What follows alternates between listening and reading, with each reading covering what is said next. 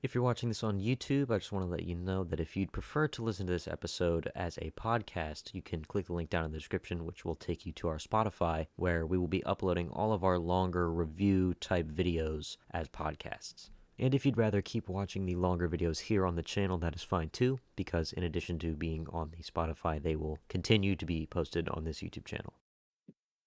Welcome back to the Plocast. We got episode 3 of the Bad Batch review. What we're doing today is going to be talking about our thoughts and our general, just things we noticed, cool bits, cool details from the episode. If you haven't seen our review for the episode, you can check down below, should be down there, as well as the playlists for all of those things. So yeah, is there anything you wanted to start with that you feel is the main thing that we should talk about here first? Main thing, I think, Crosshair and the Uh, replacements themselves. If you want to hop right into that, do yeah, sure. That okay. That was one of the biggest, things in the episode for me. That just seeing Crosshair flip so drastically to, like, the other end of the spectrum in terms of how, like, violent and, like, robotic he was, it was just kinda, like it was really just kinda trippy, and it was, like, I don't know, I really liked it, though. I will say I like we said a couple times in the Yeah, reaction, we're like, "I know this is, like, bad because 'cause they're, like, murdering people, but it's really cool." but it's so cool. Yeah. I really like the idea though of the Empire not necessarily just completely phasing out clones. The idea is to use them to train their recruits. So, because imagine an army full of people that were trained by Crosshair or something like that, and Yep. like that would be like a pretty lethal team of soldiers.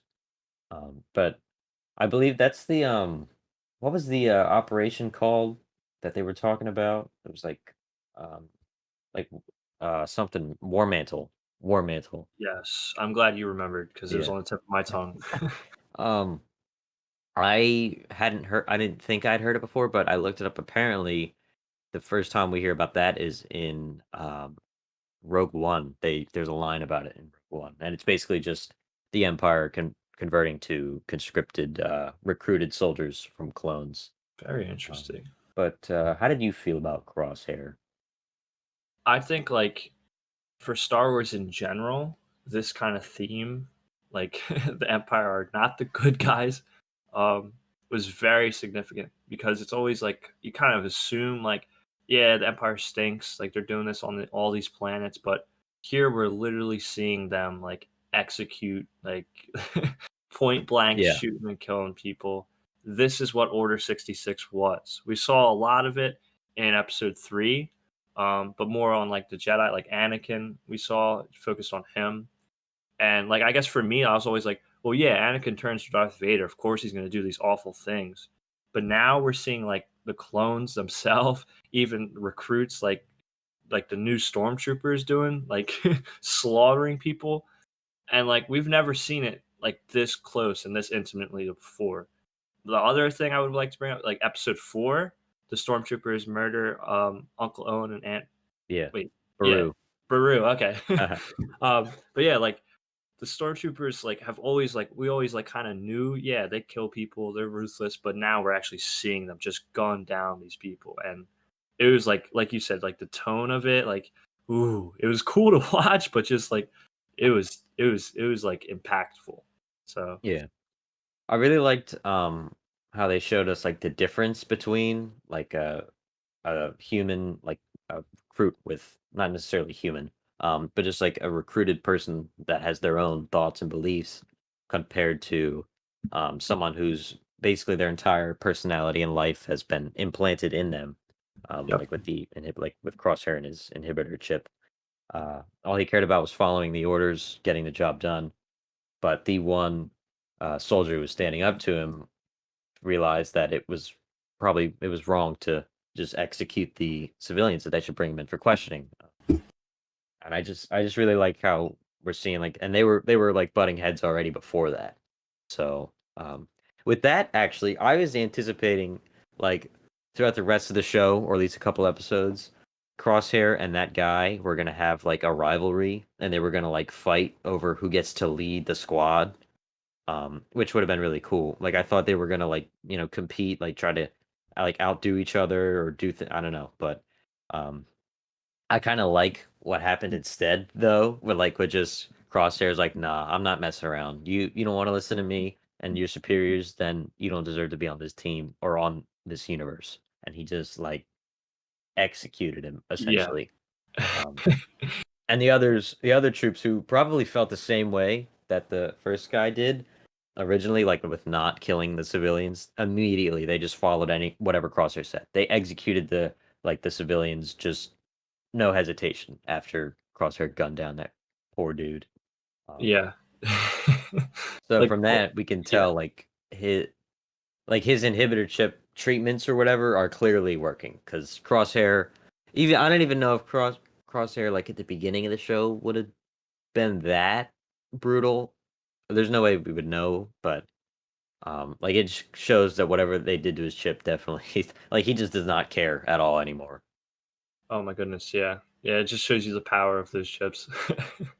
Like, it's insane. Yeah.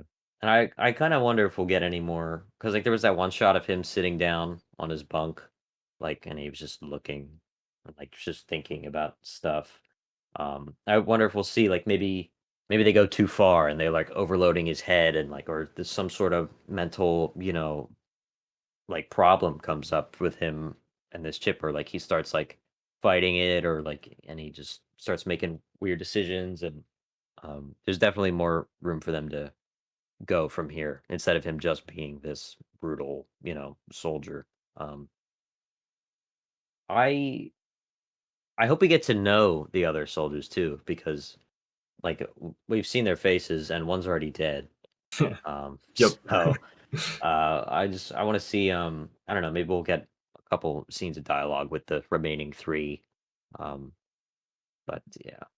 Any other thoughts on these troopers or Crosshair? I think it's significant, like, we didn't get names for any of them, No. um, which I think is kinda cool because, like, we don't know any stormtroopers' names except maybe Finn. Um, because, like, they are like, it's a force, like, Crosshair is acting as an individual, and, like, his orders are the evil part, and, like, these stormtroopers, I think, like, they don't have names because, like, the stormtroopers, the Empire are the bad guys, not Mhm. the individual guys, and I think that's significant. Um, I'm sure maybe we will learn their names or something, but Yeah. I was really like it was really interesting to me that like the guy butting heads with Crosshair, you would have thought like he was like almost one of the main characters of the episode. Yeah. Maybe it's because he died off so soon. He didn't get it like, but they didn't name any of them, Yeah. which I thought was weird. I just want to bring that up. Oh yeah. I mean, I think if they were gonna go the whole route of them being just like faceless, like stormtroopers, then they wouldn't have Mhm. shown their faces. Like, what's the point of showing their Again, faces? I mean, other than I guess on Kamino, that's like a casual setting where they don't need to have their helmets on. But then again, yeah, clones walking around Kamino all had their helmets on.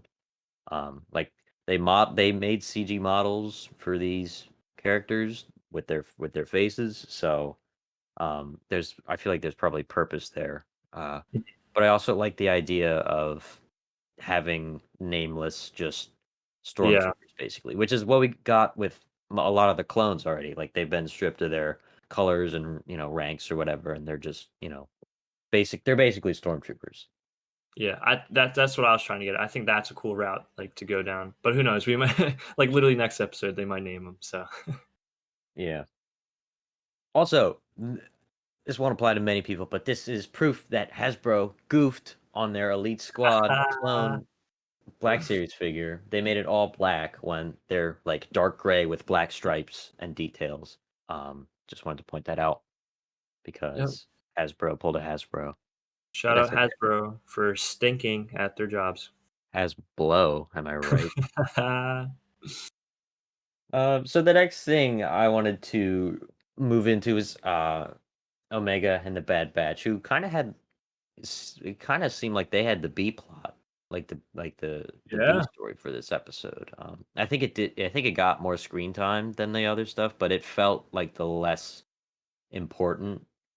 arc. Not that that's like, not that it was not important at all and that it sucked. Um, but I really just like how they keep adding on to the like Omega just trying to be part of the team and like just trying to feel at home with like this group of people.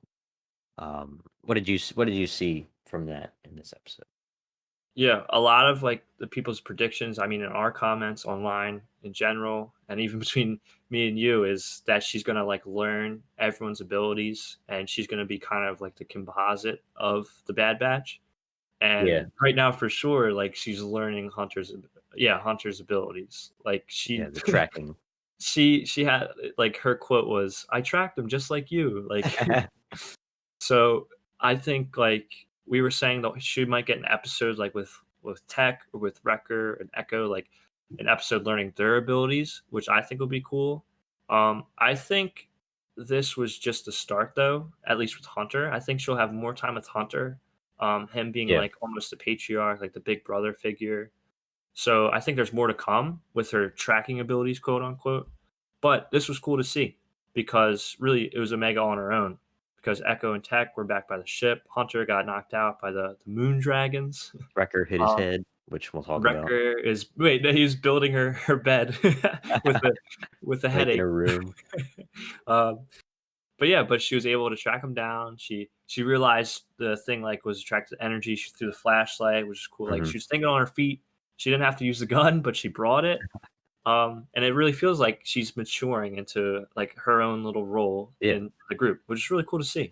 yeah. I really, really liked it. It's really cool how like she just just by it seems like just by being near Hunter, she's like gaining his abilities.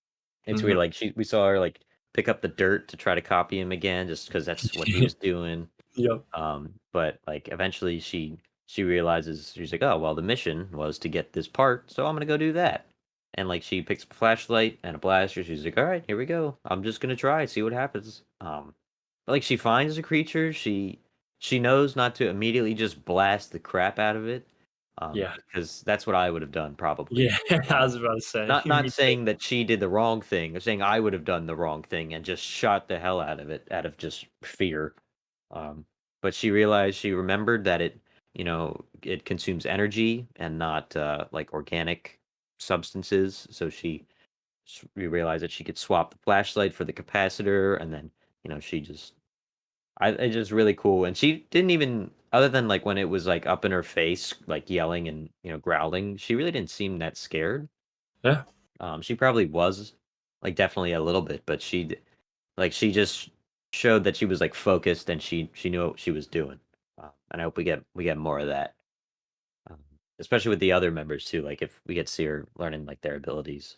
Although I don't know how you would learn to be strong, because that's what Wrecker is. He's just really strong. So like, how would That's you learn to do that? I'm not But I sure. don't know. He just gives her like steroids. It's like, here, try Yeah. this. Yeah. Shows her a Um, nice workout routine or oh something. yeah. And like there's also just little bits that they throw in, like when the Ordo Moon Dragon, I think it was called, Yep. landed on the windshield. It was there for a split second, and then it flew away. But Omega was like, it was about this big, and it had the capacitor, and it went over, and like she was like just on it, describing things, and like she's definitely, well, obviously we know she's enhanced, but it's just Mhm. good that they're showing it more. Speaking of, one thing we mentioned earlier was Wrecker and his head, hitting his head when they crash landed. Wanted to start us off there. I really don't like that. um, that he was grabbing his head all episode. I'm pretty sure where the Yeah, chip, Hibber chip yeah, is. Like it's right up and by your temple. So I don't know how it works. Like maybe literally it gets knocked into place and now it'll slowly start like is it like a mechanical feature and then literally crashing would kickstart his program or is it just coincidence that oh they crash and now he's starting to feel the signs like maybe his was just I don't know it took longer to activate yeah, but he seemed fine in the episode other than he was grabbing his forehead which they're not going to make him do that I think if they're not yeah. going to If that's not follow going up to on lead it somewhere. that's gotta be foreshadowing.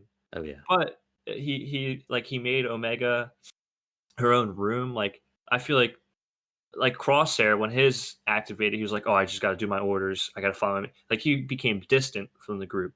Mm. But Wrecker is like inviting Omega into the group. Like he's being more inviting than he was. So hopefully, maybe not. Like, but I don't know. I'm getting bad vibes seeing Wrecker. Yeah. Oh, my head hurts.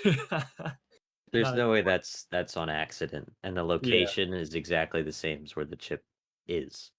yeah, I guess, like, just hitting it could, like, move it or, like, activate it in a certain way, because we don't know. Because like, Tech was making that little scanner the whole time. I don't know if he finished it yet, but maybe they'll start next episode with him, like, using a scanner and, um but we don't know a lot about their chips, and neither do they. Their chips are all sorts of, like, weird and messed up. Um So it's definitely possible that like something like that, like crashing and hitting your head on a like the metals there could, activate it or yeah. something. Um, Especially with like a guy like Wrecker who's so like physical. Like yeah, his trait is being strong, using his body. Maybe that's he gets knocked the wrong way. It turns over. yeah. There was one scene I thought maybe some was a little off. It's like right before they're about to leave. Like we see everybody sitting in the cockpit, and then Wrecker walks in, and he's like really aggressive. He's like, "Are we leaving yet, or can we go?" or something like that. I forget what he Yeah. says, but like he's really angry, and he's like aggressively asking if, and then eventually when they do leave, he goes and shows Omega her room. So that could be something, or that could just be him being impatient as usual. Yeah. So we'll see. I'm um, just putting it here in case it ends up yeah, meaning yeah, anything. yeah. But talking about Echo's or not Echo, text scanner, I wanted to bring that up too because I think maybe with Wrecker, because I don't it would be so rough to lose another Bad Batch member to, Yeah. the Empire. So I think maybe like he's gonna start feeling the signs more and more, but they'll use the scanner and like, oh here like they'll have to do a last minute surgery to get his chip out before he turns all the way. And then like doing it on Wrecker, maybe like now, oh, we got to go get Crosshair. We can do the surgery now and save him or something. Mhm. But I feel like the scanner is going to be important because I feel like we're not going to lose another member of the group so soon. Yeah. Hopefully. Hopefully.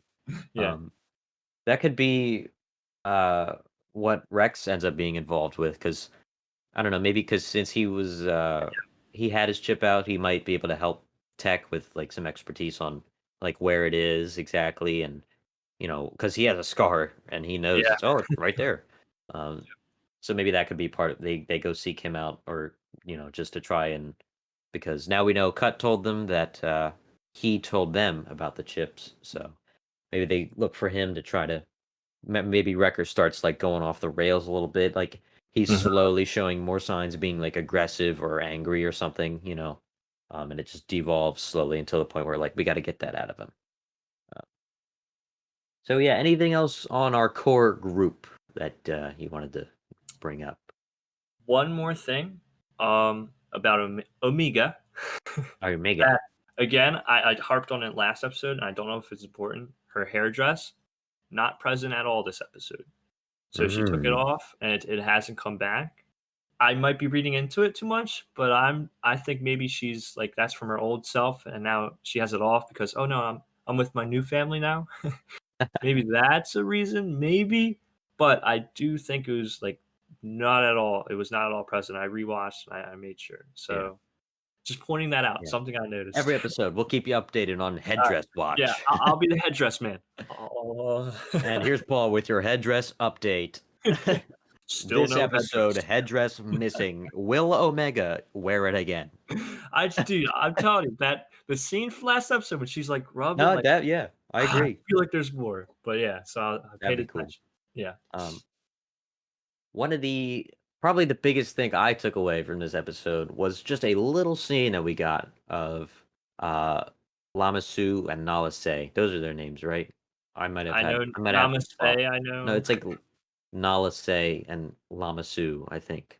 The I don't know. Kaminoans. Yeah, they're Kaminoans. If I got it wrong, I'll look it up when we're done this, and I'll find out the actual names. But Sweet. the Yeah. two of them are worried because if this program succeeds and the Empire moves to completely recruited soldiers, then they will have no need for the Kaminoen's cloning facilities, which I assume is a big part of their like society. Um, Hmm. and they're moving like I think one of them said like phase 2 or phase 3 or something of their whole scheme. Um, and basically the Django Fett DNA is getting weaker and weaker, which means that probably if they were to keep using it, the clones that would be being produced from it would be getting weaker and weaker, which makes sense. Like if you just think about it, the less DNA and Django Fett's dead, so it's not like they can just go Yeah. grab some more. His kappa was detated, but Uh-huh. um, they were talking about having like one template, like a superior template of something to clone and give to the Empire. So if they're making a soldier or like a group of soldiers for the Empire, it would have to be pretty advanced, pretty high, high level. Like you can't just get like another Jango Fett level person to clone because clearly they don't want that. So they would need to have something way more advanced. That would be this superior end all be all template that they can clone. So what are you thinking in that department? I I just want to kind of correct you, or kind of let me just say, put some respect on Django's name. He was a Mandalorian. He was the best bounty hunter in I the know, I galaxy know. for years. I just want to say that, but I do agree they're taking it another step. Yeah. Well, obviously I the think, Empire's done with that. yeah, They don't he want that was a anymore. great host. I just want to make that clear. Oh, clear. Oh, clones um, would dominate stormtroopers any yeah, day. but yeah, the next step I think we talked about a little bit. How in the Force Unleashed, Mm-hmm. Force Been waiting cloning. for this. Yep, which is an avenue I really would like to see because don't forget we've seen a little bit of it in the Mandalorian seasons. Oh yeah. Dr. Pershing, he wears a Kaminoan cloner's Yep. badge on his sleeve, so directly related to the Kaminoans, and we know for sure the midichlorian count he's taking them. So could this be the start of that? Will we literally see Dr. Pershing? Ah, that'd be so cool. I We already think know that would be Fennec's in it. amazing. We already know, yeah, the Fennec's in it, so there's already tie-ins. I think it would be a really, really cool thing to do. I don't think like the Bad Batch will have to fight these force sensitive clones because I don't think the technology is going to get there that soon. Hmm. But that scene, like you said, it's just a little scene like, oh, phase two, they looked at the table, like they're definitely amping up their cloning. They're definitely going for like the next step. Like Hmm. I would say like Django Fett is already like pretty high up. They're going beyond. And how do you go beyond Django Fett, the best bounty hunter? You got to get some force in there. Oh yeah. So yeah, I'm very Oh my. excited for because I feel like that was like really like we had the Omega storyline, we had the Crosshair storyline, the replacements, and Right. now like this is like a low level storyline, but I think it's like a super Yeah. significant one.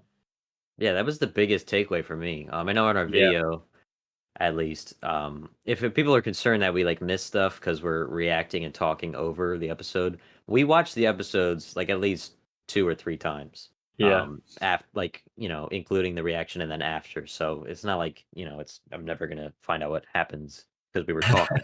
Um, but that there's so many possibilities for that. Like you said, connecting with the Mandalorian, could we see like the beginning of the development of this technology, and then could this be like you know bridging into Mando season 3? Could this be set up for Oh, that? Um, you know, people are talking about could it be Starkiller? Could it be Galen Merrick? yup, yup. If it is, if that's what happens, I will be so unbelievably happy. Just as leave that as a base, like as like if that happens, I will just die. But Heard it here first. but I would almost yes, I would almost prefer if they save that for Mando season 3 or some other Mhm. future project. Um, because just the build up for that. Because if we're just now finding out, oh, there's cloning, oh, Force, it's Starkiller, that would be cool. But if it's True. they need a new clone, oh, they could use it in the Force. Oh, we have a whole season of Bad Batch, and then Oh, a couple. That's as it builds up, we get boom, Starkiller, which would be great. And if it's in Mandalorian or in some other live action, thing, Sam Witwer will actually be able to perfect. physically portray. Uh, Perfect. yeah, he will physically get to portray Galen instead of just a facial scan or voice only. Um, but that brings the question: what do they do in the Bad Batch instead? What do they clone here? Because there's no way they'll just drop this storyline for the rest of the show.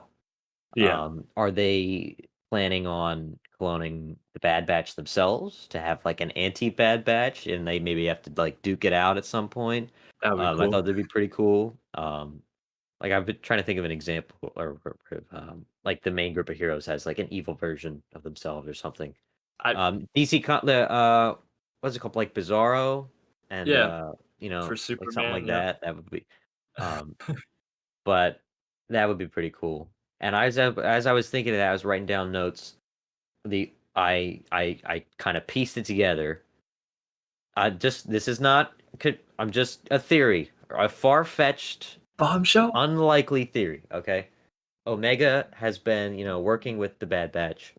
Slowly, we've gotten hints that she's developing their traits, so eventually she could become this ultimate soldier with all of their abilities. Then, once the Kaminoans realize this, they use Omega as the clone subject that to be cloned, Ah, and they try to make an army of this super, like, highly developed clone. That could be a reason why she was there in the first place. Like she's there to grow and to become this soldier. That's why she was on Kamino. Obviously, they were concerned when she escaped with the Bad Batch, so maybe her being around them makes her this just super like I don't know. It's all hypothetical, just a yeah. random like Yeah. just something I thought of, but I didn't want to not say it and then regret it. Um, but I don't know. What are you thinking here in terms of what this template could be? That I think Omega would be really cool because she is like she's kind of the star. Like she's a new character. Like she was in all the promotionals. So using her in a super significant role like that might be pretty compelling. Um, I want to like going back a little bit. You were talking about how you want this storyline to slowly play out. I agree. I think it'd be cool if they drag it out and we see it in steps because like force based like cloning is super hard. Oh Like yeah. Palpatine and the sequels was barely able to do it. Like we saw his body. So like stretching it out like over maybe course of seasons of Bad Batch, even other Oh, media would be really cool. But this season I think we might like I think we'll see some more super soldiers like maybe Hunter but a little bit like not fully Hunter, like a clone of him, just a yeah. little bit less strong. Like maybe we'll start seeing like elite squads like the Bad Batch come up who are fighting directly for the Kaminoans or something. Or maybe the Empire too. Um, but yeah, I think this is a storyline that we're gonna be dealing with for a while. Like we might go a couple episodes without even Yeah. hearing about it, and then boom, another bombshell, something like Mhm. that. Like you were saying, like wasn't there like hundreds or thousands of attempted clones of Starkiller before it actually worked in Force Unleashed 2? I forget the Dude, number. Like it's yeah, been a while. yeah, Which I and it's no longer canon, but still, like if you think about that, just makes a lot of sense because the Empire clearly based on if the Force Unleashed 2 were to be in canon, they don't have the technology or ability to make these clones super easily. But who does or who might be the Kaminoans? This could be exactly. their ticket back into, the Empire, just to be a part of it because they need to have income and then because cloning is like their whole I assume anyway, it's like their whole way of life. Yeah, Because all we've seen of Camino is like ocean and then their cloning facilities. Like that's it. yep, yep, So that could be their like, oh, you need help with this force sensitive, or like this super soldier of some kind. We can help you. It's going to cost you, but we'll be there. We'll do it with you. Um, and that could be part of the grand plan. Uh, and like stretching it out makes sense because they've already done that. Mandalorians, got into it a little bit. yep. It would make sense for them to go a little bit more here, and just to keep. Then again, at the same time, if they were to come out like 2 episodes from now and like Starkiller pops up on screen, I would like shit my pants. Like it's not Yeah, like it. Basically they can do no wrong here if they play their cards right. They any way it goes. a lot of potential. Yeah, but we like to speculate and have theories just Yeah, in case if they're right, we got something then to yeah, get back. then Say we I look called it. brilliant. Yep. Oh man. That'd be great. Okay, so any other little bits you want to talk about this Kaminoan side plot before we get to the next section? I think I've said everything I have to say. All right. The last sort of category I have is usually the one I always have last, which is just other details about the episode, like things that aren't their own specific plot details. The Ordo Moondragon. I was gonna turn on the subtitles and check. I don't know if it's ORDO or ORTO.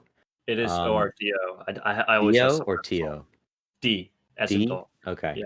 Yeah. Because I was thinking before that, if it was T, Ordo Plutonia is the planet from Clone Wars with the Talls, that species of aliens like with all the eyes and the little snoot. Yeah, yeah, Um, yeah. and the Pantorans, that Pantoran chairman guy wanted to. He thought that they didn't deserve to live there because the planet was property of Pantor. That whole arc from the Clone Wars. If that was Orto, I think that would have been a cool connection, but oh well. Okay. Um, Also, we know that Saul lives, obviously. Just to point that Yeah. out is I wonder if he like finds out what happened to that group or like if he just leaves because like they were supposed to rendezvous and obviously Mhm. they don't. So does he just did he just leave? Did he find another spot? We're slowly piecing together his entire life throughout, I so know. it's I really think it's cool. really cool. Yeah. Yeah. Let's see. The I wanted to talk about the violence, like just the like people just getting like just absolutely murdered. Execute. Yeah, Yeah. like when Crosshair shot the first guy in our reaction, Paul, you were like, that guy is dead. Like he died. Yeah. And like it's just such I'm like so thankful that they're not like playing it super safe because they don't need to. We've had Clone Wars, we've seen Clone Wars. Still, probably one of the most violent things that I can remember from Star Wars. A lot of it is in Clone Wars, like when Maul like beheads that group of I Oh forget my what they were, but goodness. when he like throws the saber across the table, like spins and it chops all of their heads off. And like you Yup. see them get and the other episode where him and Savage go to that village that's like filled with children and like he's like that will get the Jedi's attention by literally murdering these children. And that's what they do, and they murder all the children. But just like seeing Filoni go back to this sort of like violence is just so good because like that guy, the pilot gets shot, the hostages all get like torched and shot. He Crosshair kills like a bunch of guys. Like it's nuts. Mhm. And that's how it's supposed to be. Like, it's not just violence for violence sakes. Like, this is like thematically it makes sense. Mm. Like, that's what makes these scenes more important, more last. Like, I remember Darth Maul chopping dudes' heads off because it's so important. That's him seizing power in the galaxy. Like, and now the Crosshair, like, he is off the chain now. Like, he is gone. He's on the other side, and just it's more weighty than just Yeah, like normal stuff. So I'm glad they're brave enough to do it because they easily could have just, oh no, we're going to appeal to a younger audience or like a PG-13, like more like family friendly show, because sometimes Star Wars is family friendly, but I feel yeah, like the more dramatic Star Wars, no, it like dark stuff happens. yeah. And I'm glad they showed it. I think if they go like the more kid friendly route, it doesn't work as well. Yeah. Because you're not gonna be scared as much if Crosshair just like punches the prisoners in the mouth or something, or like he just Mhm. hits the other soldier. That's like okay, well he's just like throwing a tantrum or something. But when he like just violently just executes all these people because it's the mission, doesn't care who they are, what they are, if they're even part of Guerrera's group or if they're just people looking for a ride off the planet, he doesn't care. The mission was to eliminate the camp, and he does it, and he Yep. kills anyone who gets in his way. That's a lot different than him just being upset and like hitting people or shooting them like in non-lethal places like the foot or like the arm or something. Um, another thing that made me think of is th- the way this show is coming out. It's not coming out on TV. Clone Wars and Rebels and all the other shows. I've said this before, I think, but I think it applies here too. They are limited to the 30-minute time slot. 8 minutes of that is commercial. 22-minute episodes on the dot almost every time. This show doesn't have to do that. They're like 24, 26. So this lets you have a lot of more subtle moments that you wouldn't have in other shows. Like it just scenes of silence of like the one scene where they're just standing in the ship. Instead of it just cutting and they start talking, there's like 2 or 3 seconds of just silence of them in the ship waiting to land on Onderon. And then like when they get back to Kamino, Crosshair sits down on his bed. There's a whole like 5 or so second shot of him just, sitting there like thinking. This is stuff that would be cut if they had to fit the episode into a 22-minute episode mark or time slot. No, exactly. It's the little things that just add to the overall experience, like the overall tone and feel of the episodes and like the atmosphere that Filoni's trying to create that we're allowed to like see now that there's no time slot. Like we can have those bits, like you're saying, like the moody tone. They're in the they're going to murder people. Like the silence, like almost is screaming at you. Like it's more impactful. But yeah, that would get cut in a television like oriented show. So it's really cool that we have things like Disney Plus where where we're able to see a show like this. Yeah. They don't have to rush. Like some shows, it's so obvious. Like when the characters start talking really fast and they're like explaining the details. Oh, we got to go do the, and then boom, and like there's no time Yeah, in between the words. It cuts to the next scene. Not even just Clone Wars, like in shows in general that have to fill time slots. You can always tell. But when you're not restricted by that, it's so much better. You can have subtler, slower yep, developing exposition. You can have, quieter, slower character beats that help develop the characters. I think it's great. Not just for Bad Batch, but like Mandalorian and any yeah. any stuff that they're putting up on Disney Plus that isn't, time restricted. Oh yeah, That 70-minute pilot, oh, if that was airing on TV, the most it would have been is probably like 45 minutes because that's around I think or 42. 42 minutes is usually the length of an episode in a 1 hour time slot because the rest is commercials, I think. yeah. But like I'm just happy that we're not stuck with those restrictions anymore. Oh yeah, this is like for Star Wars. This is an awesome time that we're allowed. Like Mandalorian, we have all those shows coming out. That shout out, we did a few on the channel. So check it out. But yeah, it like this format for them is just it allows them to breathe like and then really experience like Star Wars as it was meant to be. Oh yeah. One last little bit here that I had, or the last thing I wrote down anyway. I was Hmm. watching a video. It was like I think it was either Star Wars theories or Star Wars explained or some other something. I don't remember who it was, but there was a comment where somebody was like, "I love the parallel from Omega joining this team and connecting with all the members and becoming one of them." And they give her a room, like her own room to have her own bunk.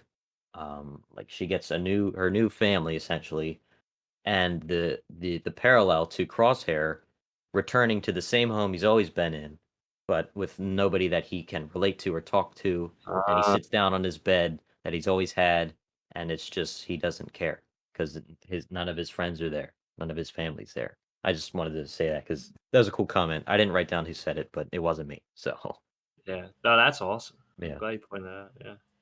Yeah, All so right, it's go those ahead. little thematic things. That's why shout out Filoni. That's why he's the goat.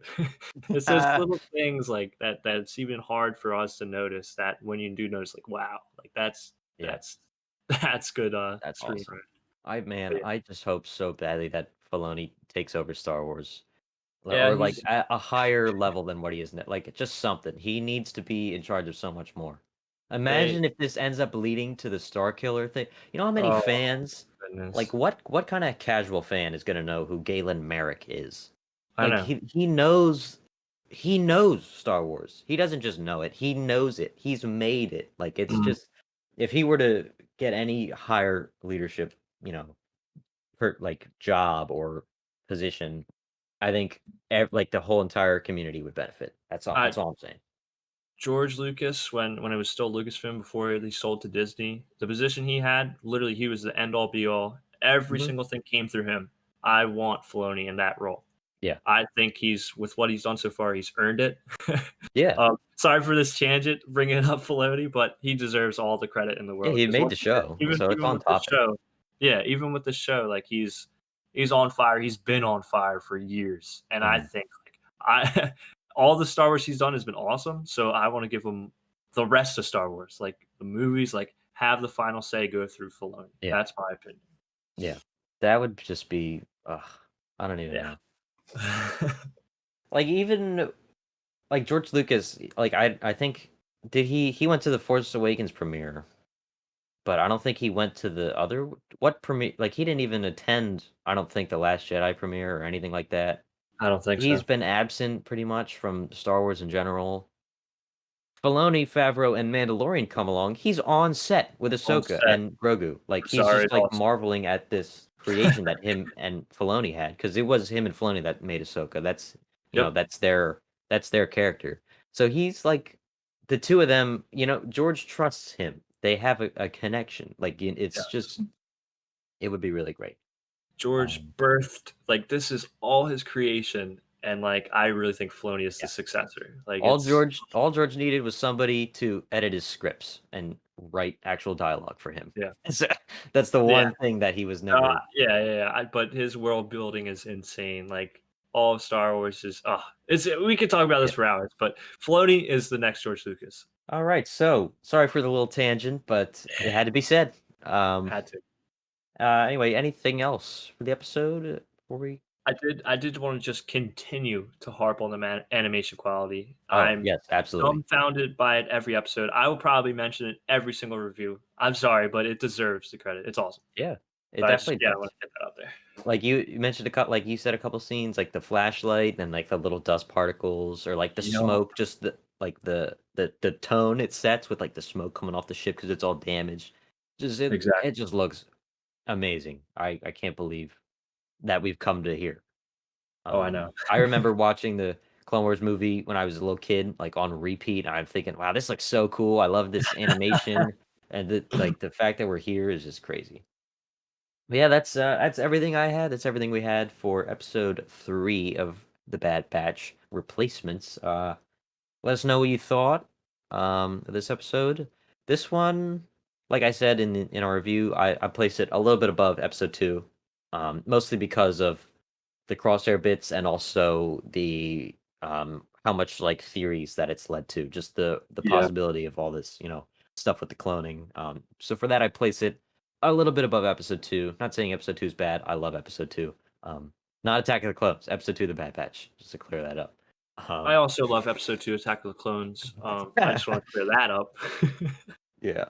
But yeah, Um I'm in the same boat. I know we mentioned it again, but I think the theories, yeah, I love when you can talk about an episode with and speculate. It's like my favorite thing to do, yeah. and this provided some avenues for us to do that. So yeah, All right. So thank you for listening or watching, depending on which way you have consumed this video. Again, we're posting all of our longer review, discussion, ranking, whatever type videos on the YouTube channel, as well as on our Spotify account if you'd rather listen as a podcast, so you can turn off your phone or your, whatever you're listening on. But yeah, thanks for listening. Check out the reaction for this episode and the reviews for the other past episodes. If you're in the future, check out the future episodes, and we will see you next time. catch Salute. it in the next one. Catch you on the flippity flip. Let's blow this popsicle Let's stand. blow this place.